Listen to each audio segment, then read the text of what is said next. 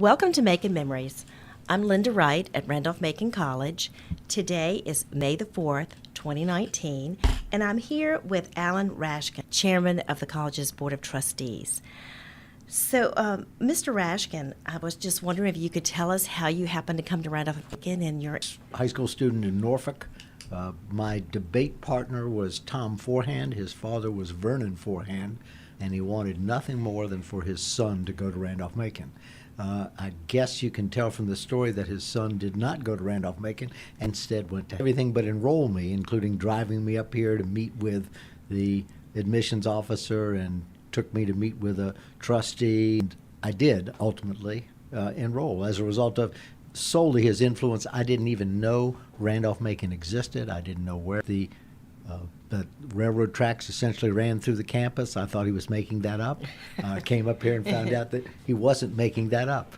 First day I was here because I loved the people who were here. And I continued to grow to love the people here.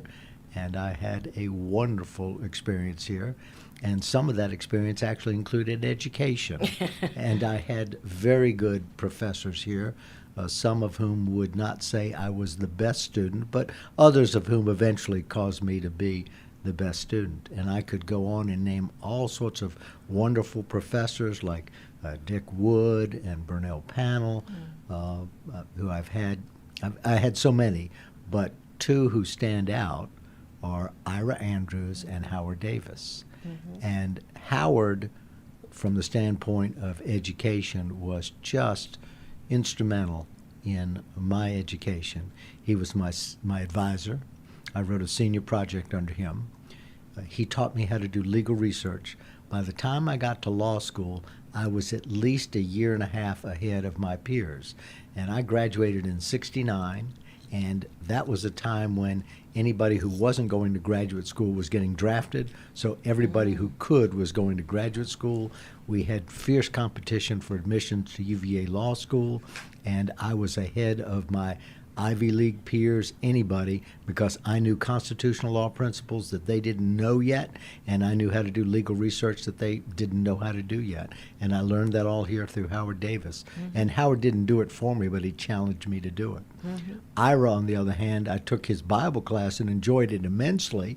But the thing about Ira was that he taught leadership skills because he was the dean of students. It was then the dean of men. But he was a fantastic mentor for me and many of my other classmates.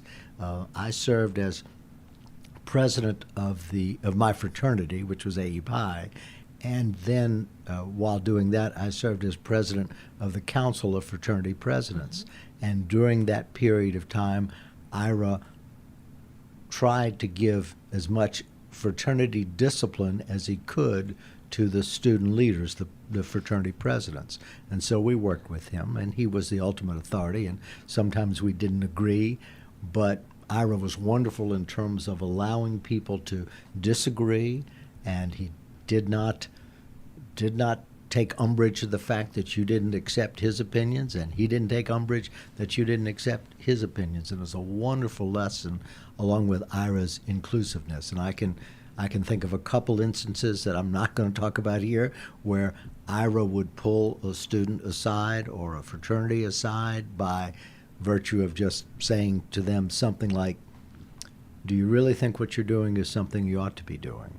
Rather than scolding you, he was telling you, you can do better, and he encouraged you to do it. What a wonderful lesson that was. Made it a teachable moment, yeah. Exactly, and I can tick off several of those moments, but I just as soon that they remain anonymously. But his lessons were enduring, and I actually today is my last day as board chair.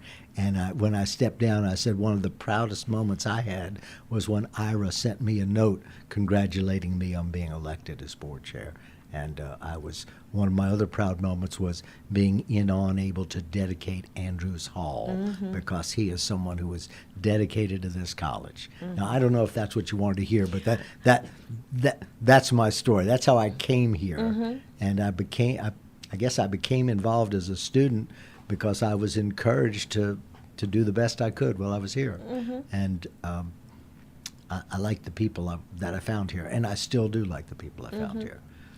I don't think there's been an interview I've done that hasn't mentioned Ira Andrews, so that's just wonderful. It just really, adds to his legacy. So. The only way you will have an interview without someone mentioning Ira Andrews is if they were unfortunate enough to have post-dated his career here, and you won't be seeing those folks for a while. Right. Well, thank you for that. That is a wonderful story about your coming here and your experience. You were here. You graduated class in 1969, so you were here when the college desegregated, That's when Hap correct. Payne became the first African American That's student. correct. And I interviewed him on a Board of Trustee weekend as well after a meeting just like today. But I wondered if you had any reflections on that at the time when he came, or 2 years ago we were able to celebrate, the desegregation of the college and its diversity across the entire year. Well, first of all, I have to admit that I didn't know Hap very well when he was here, and he was only here for a short period of time when I was here. Right. I knew of Hap, and I knew of the effort of the school to integrate, and my fraternity was fully supportive of that, and we even tried to admit African American students as our fraternity brothers, but there were few who were here, and fewer still who were foolish enough to join a fraternity. But we were very much in favor of that, and I don't think there's anybody now who doesn't recognize how an important step that was for the college. I consider there have been several momentous occasions. I think the most momentous was when the college moved from Boynton to Ashland. I would say the second was when the college decided to go co-ed, and I think the decision to desegregate or to integrate was an important decision, critical to the college's survival. Right. And I've got to serve on the board with Hap for years and years and years, and we have an enduring friendship now that unfortunately I didn't have then. I barely knew him. I pretty much knew who he was. You were, right. Well, thank you for that. Well, you were the first person in your family to come to Randolph-Macon, but not the last. And I wonder if you wanted to talk a little bit about your family's involvement with the college over the years. I'd be glad to. As you know, I was the first. My brother and I, we joked. My brother's less than 2 years younger than I am, and we joked that we only had one fight growing up. It ended when I went away to college. So when he was considering college, I was stunned when he announced at the dinner table one night that he was coming to Randolph-Macon. And I said, "Why did you do that?" And he said, "Because the admissions officer, Bill Cox, assured me that I could come to Randolph-Macon and never see you for 2 years we overlapped."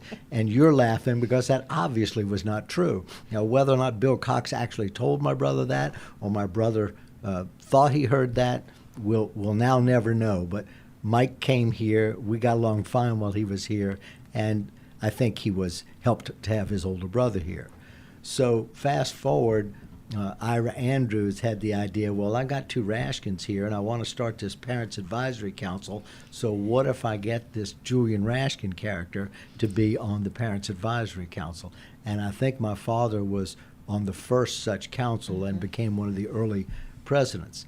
Now, we joke about the origin of the Rashkind Family Foundation gift to the what became the Rashkind Faculty Grants Program.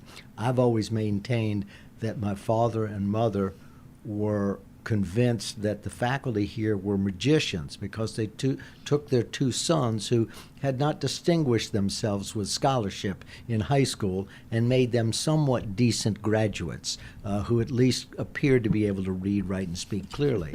And as a result of believing that the faculty were magicians, my parents endowed the Rashkind Family Grant Program in order to encourage continued faculty magicians who might do the same for future generations. And through the years, my father eventually became on the board, and then later I became on the board, and we actually got to serve at the same time for a period of time. Nice. I don't know how inviting this story is to everybody, but I was elected to the to be president of the Society of Alumni, and that allowed me to be on the board for 2 years with Dad. Then I rotated out of that position, so I was off the board for 2 years, from 1989 to 91. In 1991, Liddell Payne called me and asked me if I'd like to come back on the board full-time rather than just as an ex officio member. And of course I said yes, but as soon as I hung up the phone from Liddell, I called the chair of the nominating committee on the board, and I didn't have to look up his number because it was my father. And I said, Dad, don't you think there's something wrong about having me elected to come back to the board when you're the chair of the nominating committee? And my father said, don't worry, Alan, I voted against you. And then I served on the board for a number of years with him, and we very much enjoyed our interest in Randolph-Macon, and he took his trusteeship very seriously. As you probably heard last night, he read the Yellow Book thoroughly, and that was no exaggeration. Well, you know I have two sons, and one of them graduated here, and that's Graham. Graham was born in 1974, and shortly after he was born, and within days, I got a letter on Randolph-Macon stationery admitting him to the class of 1996. And I opened the letter and I said, they can't do this. This is wrong. They don't know anything about. And then I looked at the signature at the bottom of the letter, and it was my father's signature. He had written that letter on stationery that he had from his days on the advisory committee. But in fact, Graham did wind up coming here after telling me as a teenager he would never come here, and he came here. He met the best friends he's ever had, and he met his wife here, and so we've got that Randolph-Macon couple here. So we've got myself, my brother, my son, my daughter-in-law, and who knows, we hope we'll have some other family members come someday as well. Right. But if not, the family connection will always be there, because it's a wonderful thing to be able to support a teaching faculty with the teaching excellence that this faculty has, and we've been able to do that through the Rashkind Family Foundation. Well, I just want to take this opportunity to thank you for that, you and your family. And I think it's really wonderful that your father and your family chose to, in their generosity, to support the faculty. It would have been easy for him, not having come here, to had put it towards scholarship or more student, directly a student focused rather than a faculty, and which is obviously student focused as well. But I think it was very insightful and supportive, and as we just heard last night, so many faculty have been able to continue their research and take advantage of opportunities they wouldn't have been able to do without it. And Tom Pizer made fun of some of the titles of the works that have been produced as a result of those grants. And many of the faculty members are kind enough, first they would send it to my parents, now they send it to me as well, send me the finished product. And I have a shelf on my bookcase that has what I'll have to say are some obscure titles, most of which I haven't read, although I usually look at the subject so that when I next see the faculty member, I can talk intelligently about, for instance, Shakespeare in Wales and things like that. That's not the fishing whales, that's the country whales.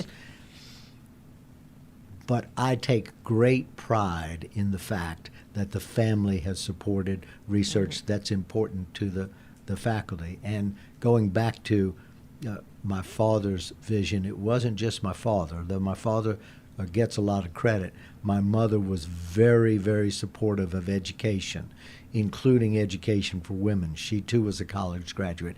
He was a graduate of Columbia School of Pharmacy. She was a graduate of Hunter College. And she very much believed in college education. And so it isn't surprising at all to me that their focus was on faculty because, and all jokes aside about magicians, because they understand that a college is only so good as its faculty is allowing its students to be. So that's not a surprise to me at all. Well, thank you. I got my library degree from Columbia School of Library Service. Did you? Well, the Columbia School of Pharmacy doesn't exist anymore, but my father was the secretary of his class, and he graduated at age 20. Oh, wow. Wow, that's Amazing. impressive. Yeah. Yeah. The School of Library Service doesn't exist any longer at Columbia either. Yeah. But anyway, I do want to just say for the record that your father did receive an honorary degree from the college and was made an honorary alumnus of the Society of Alumni as well. And he received the Algernon Sidney Sullivan Award in 1990, and your mother received the Mary Mildred Sullivan Award. So I'm glad they were able to get the recognition when they were living. Let me say that in my house, I have both of those awards. On the wall in my study at my house, I have my father's honorary degree. And the honorary degree was given to him, as you say, in 1996. The dedication, I guess you would call it, was read by Ira Andrews. The hood was put on my father by my brother Mike, class of 71, while I sat behind Graham, class of 96, who graduated that same day, so that I could put the hood on him. And one of the pictures that you might have seen last night is the four of us, my father, my brother, my son Graham, and I, at that graduation in 1996. And that's one of my favorite all-time memories of Randolph-Macon, is having the opportunity to share that with my family on that date. And we've got that glorious black and white picture. And when I say we've got it, I've got it in my home, I've got it in my office. My son has it, my brother has it, and there are probably a couple other copies floating around in some other places. And they aren't just sitting underneath the stack, they're framed or hung in all the appropriate places. We're very proud of that picture and what it represents. Right, right. And, well, you should be. Well, after you graduated, you stayed involved at the college with the Society of Alumni, and you were involved, chairman of president, I think it's called, the Society of Alumni, and you were chair of your 25th class reunion. And you've already mentioned how you segued from that onto the Board of Trustees. I didn't know if there was anything else you wanted to say about working with alumni in the Tidewater area or anything. I know I was president of the local Tidewater chapter, which the Tidewater chapter sort of comes and goes, but I would tell you another story about how I got to be the president of the Society of Alumni. It's got some similarities to how I became on the board. Tom Powers, who I'm guessing you never met, but you might have heard about. Tom Powers was a legendary alumnus, and Tom was very active in the Society of Alumni. And when I came on to the Society of Alumni board, I can't remember if it was 1977. No, I know it was not 77. I was asked in 77. One of my law partners was killed in a plane crash, so I couldn't accept it. So Susan Donovan asked me either the next year or the year after that. So 78 or 79, I went on the Society of Alumni board. I was on the nominating committee. And there was one particular year where, because of resignations and illness and that sort of thing, we had to replace more than the usual number of people in the chairs. You'd have the secretary, treasurer, the vice president, and the president. And Tom Powers was running the committee meeting, and after a few options had proved not to be good, he asked Pat Hanback, that was Patricia Hanback, one of our early female graduates, and a Phi Beta Kappa graduate at that. He asked Pat and me to step out in the hall. And when we came back, we were invited back in, we were instructed that I was to be the new secretary-treasurer and that Pat was going to be the secretary-treasurer after me. And that was significant because that would put Pat in line to be the first woman president of the Society of Alumni. Well, upon learning that I had been so selected, the then President Liddell Payne came over to me and greeted me and shook my hand and congratulated me and said, Alan, they couldn't have found a better man for the job. And I told Liddell that sadly that was true. They couldn't find a better man, so they had drafted me, but that they had decided that they were no longer going to be limited to better men. They were going to start choosing women too, and that was in the line. And he got a good kick out of that, and enough so that I continued to tell the story. But Pat did follow me and did ultimately become not just the president of the Society of Alumni, but she later became a trustee in her own right, and she later became a trustee emeritus, and she was a valuable member of the community, as is just about everybody who's been through, the Society of Alumni chairs. So that's sort of how I kept involved, was through that.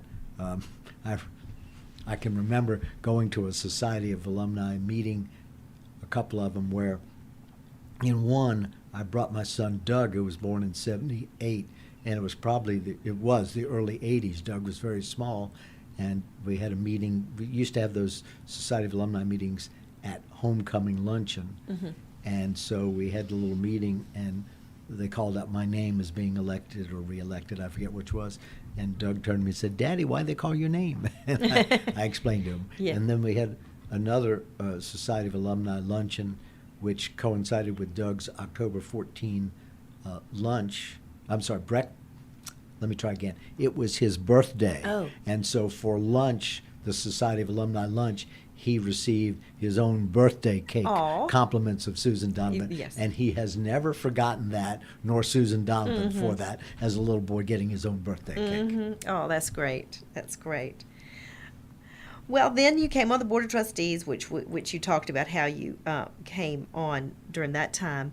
I wondered if you wanted to talk about any of the, important changes you've seen on the board or initiatives from the board during your time. I know the campus has changed physically greatly, and we've had a big capital campaign. So, whatever you feel like you'd like to talk about.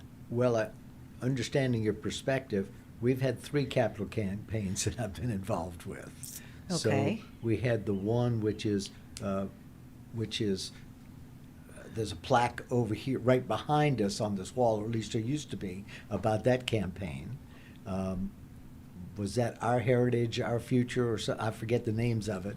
And then there was a second campaign, the goal for which was, I think the first goal was 15 million or 10 million. And then the next campaign, and I can't remember the names of the campaign, the next one was $45 million, and that was thought to be a stretch. And then, of course, we had the campaign goal this last time of $100 million, which was also deemed a stretch. And, of course, as you know, we raised $125 million.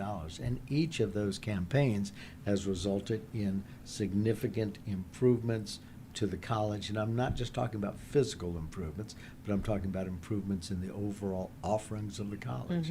And the landscape has changed, although I am very careful to point out that the one thing that hasn't changed is the excellence of the teaching faculty. And I think that's the bedrock of our institution and what we will survive on. And we will survive, but what will survive is because we're providing high quality education through professionals who teach and who love to teach. And that's our mission. But that's not our mission statement, but in my view, that's our mission.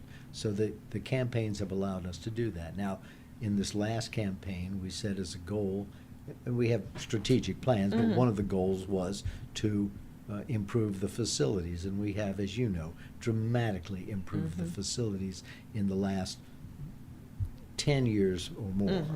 And that's made a difference that you can see. But we've also added significant major programs which have improved the offerings for our students.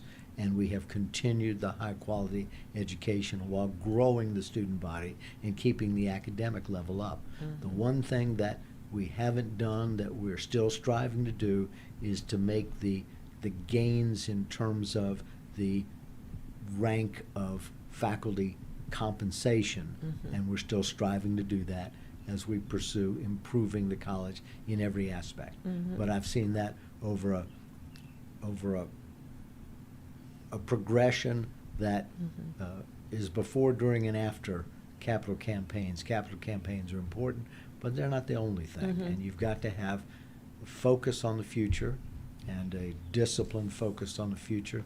And I've seen over my 3 terms now on the board, 1 short term and 2 long terms, I've seen increased focus on the future by the trustees. Of course, you have to worry about what's happening tomorrow and the next week and the next month and the next year, but you really need to be looking years and years out. And that's why we have good leadership, and we've had increasingly good leadership. And right now we have a wonderful president with a skilled, disciplined, dedicated, hardworking cabinet. And we've just got a great team of people leading the college, supported by a very supportive and involved board of trustees. Great. Very good. Well, speaking of the president, you were on the board of trustees when President Lindgren came on board. You may have served on the board when President Martin came on board. I don't know if you were, but That's true. I didn't know if you wanted to reflect on that time of presidential change. I was on the board when Rusty Martin came in. I was on the board when Bob Lindgren came in.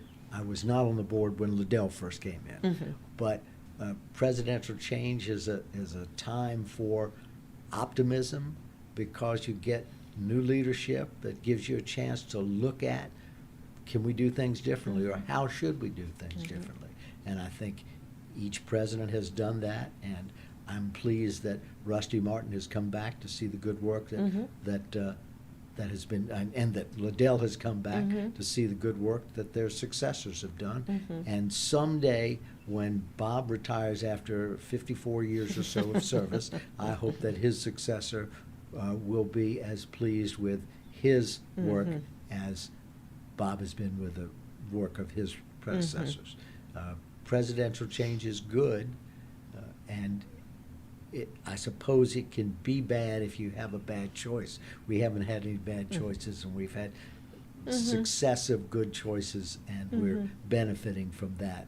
And I will say this too, that President Lindgren is very good about seeing that those who have served in the past, both in the administrative and trustee roles, are honored for their service and kept advised of what's going on. And that's a wonderful idea, wonderful way to look at things, and he does that well. And I think also he does well making sure that people know that it is a team that keeps this place working, and that every member of the team is appreciated. I know I've seen him give countless recognitions to people at all sorts of levels, and he's very good at that. And I'm very pleased that he continues to do that and continues to serve.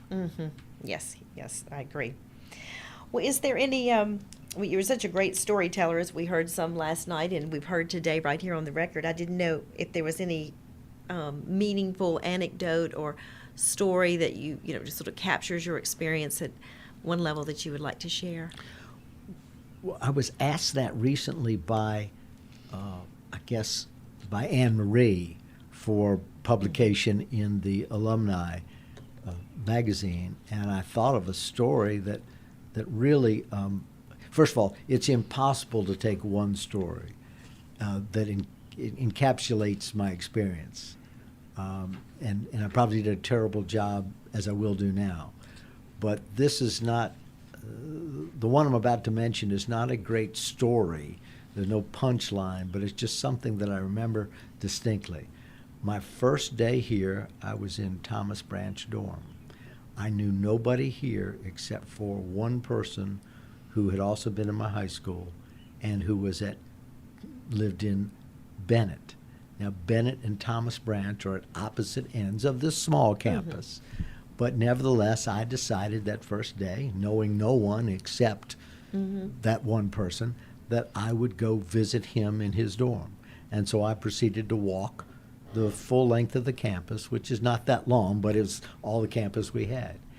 And it occurred to me as I was walking that everybody that I passed acknowledged me in a friendly way, and just hi or nod or something that indicated that that I was part of their community. And I recognized, even as a naive freshman, how important that was, that this community had that type of spirit. And for me, that encapsulates what I'll call the Yellow Jacket spirit or the Randolph-Macon spirit. It was present within the first 24 hours I was here. Now, there are lots of stories that I could tell that I'm not going to. You've asked me for one. I'll tell you one that I shared with Anne Marie that I guess it's a little funny. I told you that I started off in Thomas Branch dorm. Later that year, I moved to Bennett also to move into a room with a fellow who became my roommate for all 4 years, Joe Hester Ingram.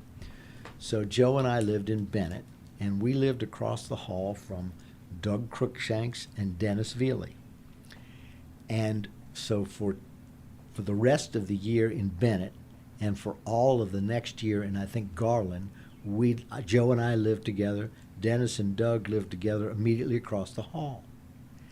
And it might be said that we were not academic all-stars during our first 2 years. It might be said that. Some may have done better than others. Let's not go into those details. But at the end of our second year, we split up in that Joe and I went to live in the A.E. Pye fraternity house, and Doug and Dennis went to live in Mary Branch because they were waiting for a spot to open for them, which eventually did in the Phi Delta fraternity house. And after the first grading period of the first grading period after we were separated, now we're talking about our junior year, I was walking by Mary Branch, and I think it was Dennis who leaned out of the window and shouted at me that he and Doug had both gotten on the honor roll, so they had determined it was me who was the cause of their academic insufficiency. They weren't insufficient, but their academic weakness the first 2 years. And I was able to shout back that both Joe and I had also made the honor roll that first grading period, and so the jury's still out on who was to blame for whose grades. But that's a sort of, that's not a hilarious story, but maybe I shot all my good stuff last night. But we had a lot of good moments at the college with a lot of good friends, and just you couldn't have a better place to grow up and to learn at the same time. And sometimes the growing up was you were concentrating more on that than you were on the education, but the education was impressed on us, and I cannot stress enough how well prepared I was for whatever I was to face, but certainly for law school by what I learned here. And I can tell you that the grilling that I got when I presented my senior project was as demanding as anything I ever had at law school, because the faculty demanded of us that we do well, and I'm so grateful for it. And so I've got the benefit of great friends and the benefit of a great education and a wonderful experience. How can I not be involved with Randolph-Macon?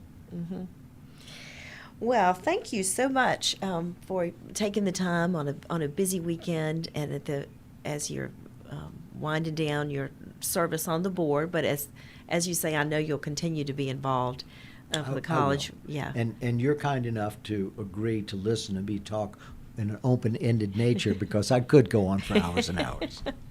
Well, any final thoughts or reflections? Thank you for doing this. I think it'll be a wonderful resource, especially if you get some better interviewers. Oh, I meant to say better people to interview, not better interviewers, better interviewees. Well, thank you. Well, we have, it's been wonderful to interview people from all across the college, from staff, alumni, faculty, administrators, and all offices and trustees. And so I'm really happy to have the perspective from, and so many of those roles overlap in someone like you who's had a lot of different roles, and that's wonderful to get that perspective. I'm glad. I wanted to, one of the things that I really enjoy, and so I want to tell you about this, is my wife and I really enjoy when we can have accepted students who haven't yet committed to Randolph-Macon come to our home so that we can talk to them about Randolph-Macon. And we're so grateful that we get the opportunity to spread the gospel according to Randolph-Macon to as many people as possible. And I was thinking back of the various things in my career here. As you may know from those you've interviewed of my era, back in the late 60s, the freshmen wore beanies. They look like yarmulkes with a bill on it. They're black and and lemon. And when I was here, you had to wear it the whole first year unless we beat Hampton-Sydney. We beat Hampton-Sydney, so we only had to wear it for a couple months. But I saved mine. And when we last had an accepted student function at my house, I was able to pull out my beanie and put it on top of a carved white wood swan that we have as a piece of furniture in our house. And I was able to put it there, and I enjoyed that very much. And a lot of my classmates who've seen that picture lament the fact that they didn't save their beanie. At the time, it wasn't something to be so much cherished, but it is now. That I can't think of much more I can tell you, and I appreciate your staying here on a beautiful Saturday afternoon when you could probably think of some other things to do. Well, thank you so much, and I'm glad you didn't scare away the prospective students with a threat of wearing a beanie. So We explained to them that was a long since gone relic of the past. Good. Well, Alan Rashkind, thank you so much for your service to the college and for sharing your memories with Macon Memories. Glad to do it. Thank you for doing Thank this. you. Okay? Thank you.